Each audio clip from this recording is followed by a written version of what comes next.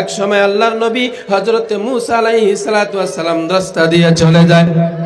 চলে যেতে যেতে দেখে রাস্তার মধ্যে একটা অগণন কবরের মধ্যে শাস্তি হইতেছে বন্ধু। এমন শাস্তি কবরের মধ্যে হয় গো, যে শাস্তি দেখার পর আল্লাহর নবী হযরতে মূসা আলাইহিস সালাতু ওয়াস সালাম আগের দিকে চলে গেল। আগের দিকে যাওয়ার পর ওইখানে নিজের কাজকর্ম সেরে তারপরে রিটার্ন আবার বাড়ির দিকে আল্লাহর নবী মূসা আসতেছে। আস্তে আস্তে দেখে গো, ওই কবরে যে আযাব ছিল, কবরের আযাবটা বন্ধ হয়ে সেটা কি হয়ে গেছে? আযাবটা বন্ধ হয়ে ওই কবরটা জান্নাতের টুকরা বনে গেছে। আল্লাহর নবী গভীর মনোযোগ, আল্লাহর নবী হযরত মূসা আলাইহিস সালাতু ওয়াস সালাম বলে দিলেন, ও কবরের ব্যক্তি গো, কি কর্ম তুমি করলা? হঠাৎ করে তোমার কবরে কেন জানি সুখের কবর হয়ে গেল? কবরটা এত সুন্দর হয়ে গেল, কবরটা এত ভালো হলো, কারণ কি বলে দাও গো? আল্লাহর নবী মূসা বললেন ওই ব্যক্তিকে। কবরের ব্যক্তি বলতেছে, ও নবী গো, আমার কবরে আযাব ছিল, হঠাৎ করে কবরটা জান্নাতের বাগান হয়ে গেল। কারণ শুনে নেন, আমি যখন দুনিয়ার জমিন থেকে বিদায় হয়ে কবরের জগতে আসলাম গো আল্লাহর নবী, ওই সময় আমার স্ত্রী দুনিয়ার জমিনে গর্ভবতী ছিল, পেটে বাচ্চা ছিল। পেটে বাচ্চার পর আমার স্ত্রীর বহুত কষ্ট মেহনত করে আমার স্ত্রী পেটের থেকে একটা সন্তান জন্ম হয়েছে। ওই সন্তানটাকে আদর যত্ন করিয়া আমার স্ত্রী ইতিম সন্তানকে লালন পালন করেছে বন্ধু। লালন পালন করার পর ওই সন্তানটাকে এই মুহূর্ত আজকাই দিনী মাদ্রাসা নামের জায়গাতে যাই এডমিশন করাইয়া দিয়েছে। আমার আল্লাহ ডাক দিয়া ফেরেশতাকে বলছে, ও ফেরেশতা রে, দুনিয়ার জমিনের মধ্যে কচি একটা বাচ্চা, ইতিম বাচ্চা, ওইখানে যা সর্বপ্রথম শিক্ষকে যারা পাঠ শিখাইছে আমার বন্ধু, সে পাঠটা হলো বিসমিল্লাহির রহমানির রহিম বন্ধুগণ। সেখানের পর ওই সময় আল্লাহ পাক ফেরেশতাকে বলেছে, ফেরেশতারে দেখ, যে সন্তান ছোট বাচ্চা দুনিয়ার জমিনের মধ্যে আমি আল্লাহ দয়া এবং রহম মেহেরবানির স্লোগান দেয়, ওই ছেলের বাবাকে গো কবরের মধ্যে আমি আল্লাহ কেমন ভাবে শাস্তি দিব। আমার মুরব্বী সমাজ খুবই মনোযোগ দিয়ে ঘটনাটা শ্রবণ করে যান। আপনার আমার সন্তান কোন লাইনে গেল গো বন্ধুগণ, আমার ভাইরা, কিয়ামতের দিন নাজাতের কোনো রাস্তা নাই। একটা সন্তান যদি মাদ্রাসাতে দিতে পারেন বন্ধুগণ, ওই সন্তান মাদ্রাসা দেওয়ার কারণে ওই বাবার কবরে আযাব মাফ করে আল্লাহ জান্নাতের টুকরা বানায়া দিয়েছে। এটা 100% সন্তান যদি মাদ্রাসা দিতে পারেন আপনি জান্নাতি হয়ে যাবেন বন্ধুগণ। অনুরোধ করে যায়, এই মাদ্রাসাকে মহব্বত করবেন, ভালোবাসবেন বন্ধু। মাদ্রাসার সাথে সম্পর্ক রাখবেন। কি হবে মাদ্রাসার সাথে সম্পর্ক রাখলে? কতটুক লাভ হবে আমি আপনাদের কাছে বলতে পারলাম না, সময়ের অভাব। আপনাদের এখানে এসেছিলাম সার্ভে নামের এসপি অফিস থেকে, তনজিম থেকে সার্ভে মাদ্রাসাতে এসেছিলাম। মাদ্রাসার অবস্থা বেশি ভালো না। অনুরোধ করে যে আপনাদের কাছে বলেন তো, সবের প্রথমে আমি আপনাদেরকে অনুরোধ করছি, মাদ্রাসার দরকার আছে না নাই? যদি দরকার আছে, সরকারি গাইডলাইন অনুযায়ী আপনাদের মাদ্রাসা মহব্বত করতে হবে বন্ধু।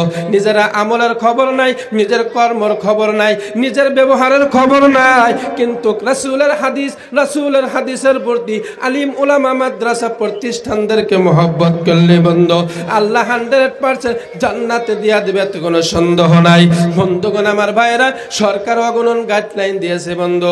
যদি মাদ্রাসা চান তাহলে আপনাদের মেহনত পরিশ্রমের ভিত্তিতে মাদ্রাসায় টিকে থাকবে বন্ধু।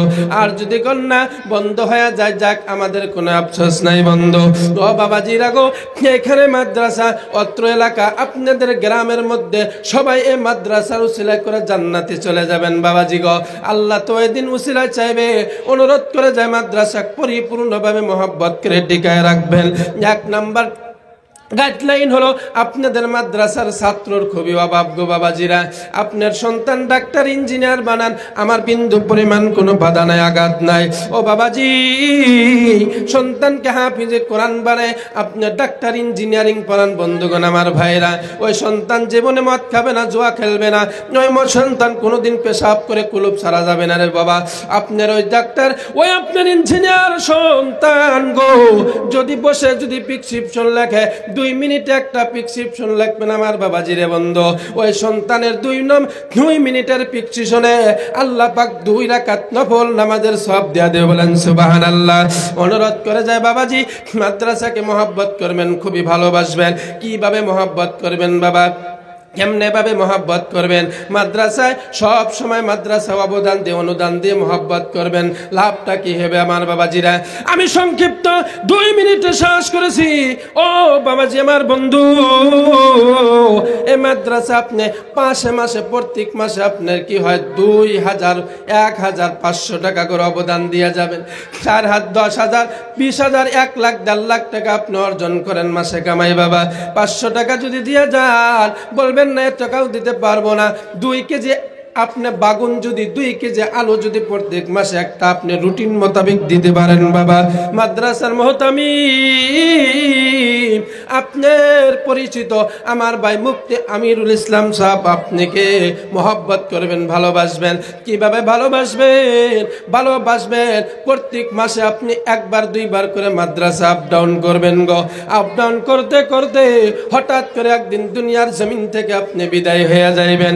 বিদায় হওয়ার পর গো, এই কবরে যাওয়ার পর আপনার কেউ খবর নেনে বলে একজন ব্যক্তিও থাকবে না। ও বাবাজি, মাদ্রাসা আপনি প্রত্যেক মাসে 500 1000 2000 করে টাকা আপনি পাঠিয়ে দিয়েছেন, নিজে আইসা দিয়ে গিয়েছেন বাবা।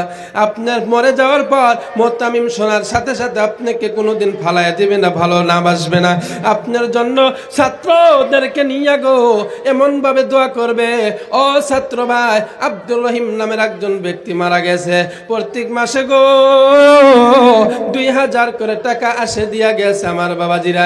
নবীর হাদিস বলেছে, নবী বলেছে, কেউ যদি একবার যদি সূরা কুল হু সূরাটা পাঠ করে তাকে 10 পারা কোরআন পড়ার সওয়াব দান করা হয় বাবা। কেউ যদি 2 বার পড়ে 20 পারা কোরআন পড়ার সওয়াব দান করা হয়। কেউ যদি সূরা কুল হু গো 3 বার পাঠ করে, আল্লাহর রাসূল বলে তাকে 1টি কোরআন খতম করার সওয়াব দেওয়া হয় বন্ধু।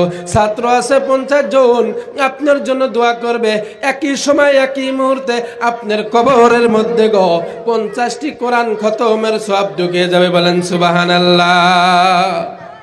আমার মহব্বতের মুরব্বী এবং মহব্বতের যুবক ভাইরা, অনুরোধ করছি মাদ্রাসাকে মহব্বত করে নিজের জীবনটাকে ধন্য বানায় নেই। এমন কোনো জায়গা দুনিয়ার জমিনে নাই।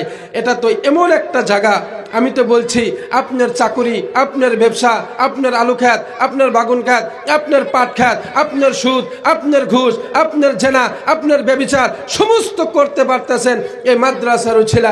মাদ্রাসা আছে, আপনার সব কাম ঠিক আছে। মাদ্রাসা ভঙ্গ হবে, আপনার সব কাম ভঙ্গ হয়ে ইদা শামসু কুবিরাত ওয়া ইদা নুজুমুন কাদারাত ইজা জুলজিলাতিল আরদু জিলজালাহা, এমন একটা শব্দ হয়ে সাথে সাথে দুনিয়া ধ্বংস হয়ে যাবে। মুহতারাম দোস্ত বুজুর্গ, আপনি দুনিয়া আমিতে টিকে আছি একটাই উছিলা, সেটা হলো মাদ্রাসার উছিলা, আল্লাহ আল্লাহ বলনের উছিলা। এদেরকে মহব্বত করা ছাড়া যাবে না। গাছের তলে আপনার গর্থর ভিতরে পাগারের মাছ পর্যন্ত এই তালবে ইলম আল্লাহ আল্লাহ বলনেওয়ালাদের জন্য দোয়া করে। কারণ কি? তারা জানে আমরা টিকে আছি মাদ্রাসার জন্য। মাদ্রাসা নাই, আমাদের কোনো অস্তিত্ব নাই। মুহতারাম দোস্ত বুজুর্গ, অগণন কথা আপনাদের কাছে বলার কথা ছিল, কিন্তু আসলে কালেকশনের সভা, উন্নতি কল্পে সভা, 2-4 কথা আপনাদের সম্মুখে আমি তুলে ধরলাম। বিশেষ করে মাদ্রাসাকে ভালোবাসবেন, সুন্দরভাবে ভালোবাসবেন। এখানে বলে আমি সময় 2-4 মিনিট বাড়া নেওয়ার জন্য আপনাদের কাছে ক্ষমা প্রার্থী।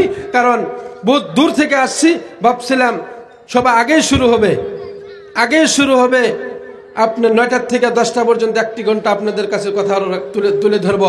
কিন্তু দুঃখের বিষয় 10 মিনিট সময় যখন আমাকে দিয়েছে, আমার মেজাজের